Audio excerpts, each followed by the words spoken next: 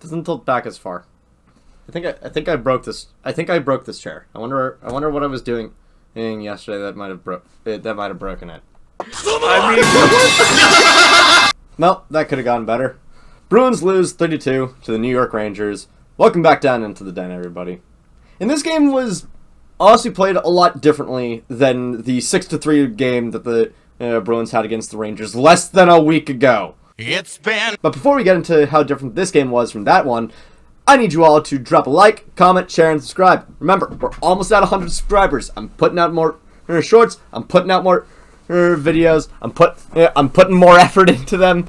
And I want y'all to be here when this shit blows up. So let's get us up to 100, and let's roll, baby. So for how different this game was from the last one, it shockingly did not have very many roster changes. The Rangers look pretty much the same. The only difference is that with like 2 or 3 more games in hand, and Brodzinski and JT Miller may have like a little bit more experience with being back in the being in the Rangers system again. And for the Bruins, they have Korpisalo in net. I have just described all the different roster changes for this game, and I need to make it clear to you all. Korpisalo being in net was not why we lost this game. Korpi was good. He was good. He was going tit for tat with Shesterkin. Although the difference is Shesterkin has been in on a much worse streak than Korpisalo has.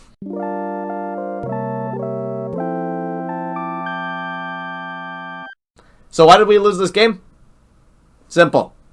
Offense didn't really show up. Rangers, pretty much all of their goals came on the forecheck. They were aggressive, playing smash mouth offense, pushing the Bruins into their own zone, catching them off guard in transition, and running the show there. The Rangers lived and died by forecheck, backcheck, paycheck.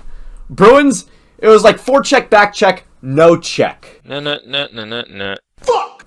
The 2 goals by Pasa and Lindholm came pretty much immediately, one right after another. And it was because the Bruins decided to play the forecheck. I think this might just be a matter of the Bruins not having the speed to keep up with the forecheck. The Rangers, they're a much younger team, even if they did just trade away Kaapo Kakko. They have pieces to be able to facilitate the forecheck. The Bruins, no. Now, if only we had a prospect with that sort of speed in Providence. Rangers tied the game up at 2 on the very tail end of a power play because Charlie McAvoy cannot stop himself from trying to do everything. And I appreciate him for trying to do as much as he can, but he completely misses Trocheck right in front of Korpisalo and allows that tip-in to happen, and that ties the game up.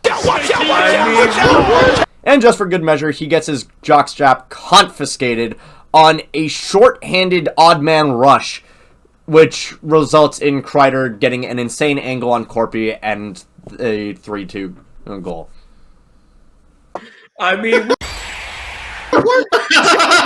Bruins can't do much to rally back, and they lose. Look, it's the second to last game before the Four Nations break. I don't want them to limp into that break. I don't want them to look like trash going into that break. And for what it's worth, they haven't. They haven't entirely looked like trash. I mean, shit, after losing 6 in a row, they've won 7 of their last 12. And I'm fine with a 7-5 record in that span. But also, with how much the trade market has been ramping up, with the Rangers selling off pieces and adding new ones, the Flyers and Flames trade, the Mikko Rantanen trade, which Carolina is reaping the something of. I need the Bruins to show that they give a shit. And I know that's asking a lot of Don Sweeney to show that he cares about the team that he is the general manager of. But you need to do something. You need to do something. This team needs a spark. And constantly trying to play this middle ground of win now and build for the future, it doesn't work. It really does not work. So, okay, you have the game against Vegas on Saturday, and that's it. You're done for the next 2 weeks. In that time, I will probably be making a logo, probably be making an intro, probably fleshing a lot more stuff out for this channel. Just because only 2 players in the Bruins are playing in this tournament doesn't mean that I'm not putting in work. So, with that in mind, and winning 7 of 12 isn't a bad way to go into this break. Make it 8 for 13. I know Vegas is continuing to be Vegas, so they're not going to be an easy team to overcome. But at the same time, you've beaten the Wild.